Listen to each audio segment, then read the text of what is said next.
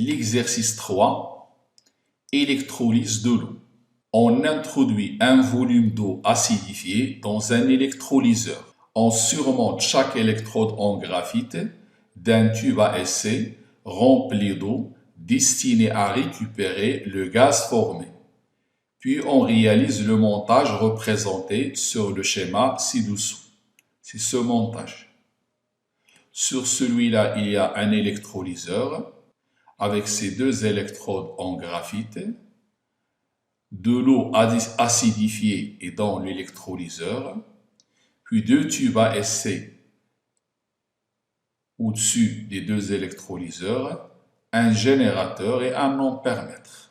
Après la fermeture de l'interrupteur K, on ajuste l'intensité du courant électrique sur la valeur I égale à 0,2 ampères. On prend cet instant comme origine des dates t égale à 0. Les couples OX-RED qui participent à l'électrolyse sont O2, H2O et H plus H2. Le volume molaire dans les conditions de l'expérience, 24 litres par mol. La constante d'Avogadro, 6,02 10 puissance 23 mol moins 1 et la charge élémentaire, 1,6 10 moins 19 coulombs. Première question. Parmi les affirmations suivantes, combien y en a-t-il d'exactes? Ici, on doit dire qu'il y a 1, 2, 3 ou 4 affirmations, sans donner de justification. La première affirmation, l'anode est l'électrode liée au pôle positif du générateur. Cette affirmation, elle est exacte. Dans le cours, on a dit que l'électrode liée au pôle positif du générateur constitue l'anode et celle liée au pôle négatif constitue la cathode. Donc cette affirmation, elle est juste.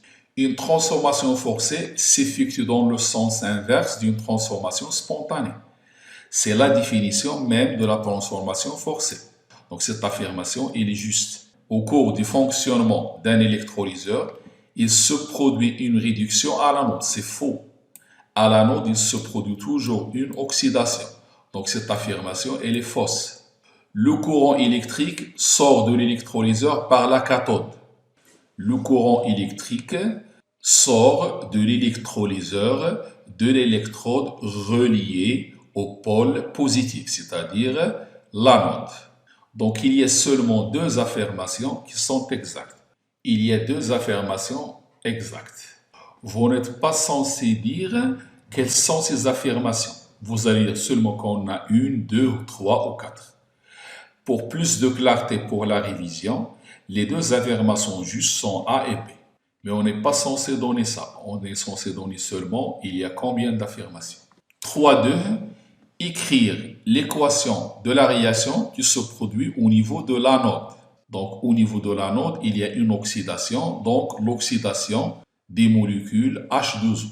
Ces molécules vont être oxydées pour dégager de l'oxygène.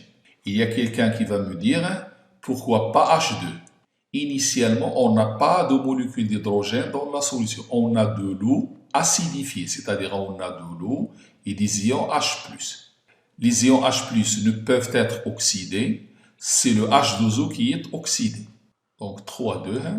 Au niveau de l'anode, il y a oxydation. Donc ça sera H2O qui va donner O2 plus 4H+, plus 4 électrons. Dernière question. Trouvez l'expression du volume d'oxygène formé à l'instant T en fonction de I, volume molaire, constante d'Avogadro, la charge élémentaire et T. Calculez sa valeur à T égale 8 minutes. Donc, dernière question. D'après la demi-équation électronique, on a deux choses. La quantité de matière de O2 elle est égale à X et la quantité de matière des électrons est égale à 4X du fait de l'existence de ce coefficient 4. Donc, je peux dire que le N de O2 est égal à N des électrons divisé par 4, puisque X c'est N des électrons divisé par 4. Je remplace le N des électrons par son expression, c'est-à-dire I delta de T sur le Faraday. I fois delta de T sur 4 fois le Faraday.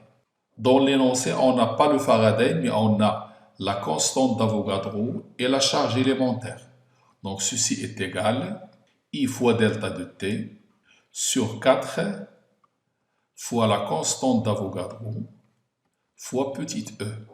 Je remplace maintenant N de O2 par son expression propre, c'est-à-dire c'est le volume de l'oxygène sur le volume molaire est égal à cette expression.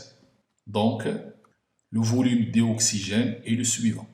C'est cette expression multipliée par le volume molaire. Donc, c'est le volume de O2 en fonction de I, de delta de T qui est Ct, le volume molaire Na et E. Pour le calcul, on trouve comme application numérique I, d'après l'énoncé, c'est 0,2 ampères. Le T, c'est 8 minutes, il faut le convertir en secondes. Le Na, c'est déjà donné dans l'énoncé avec E. Le volume molaire aussi, c'est 24. On trouve la valeur suivante. C'est 6,010-3 litres, c'est-à-dire pratiquement 6 millilitres. Dans cet exercice, on a traité l'électrolyse de l'eau. On fera de même pour l'électrolyse des autres solutions. C'est tout pour cette série. J'espère que vous avez bien profité de ces exercices. Et je rappelle que la prochaine série de chimie, ça sera une révision pour le baccalauréat.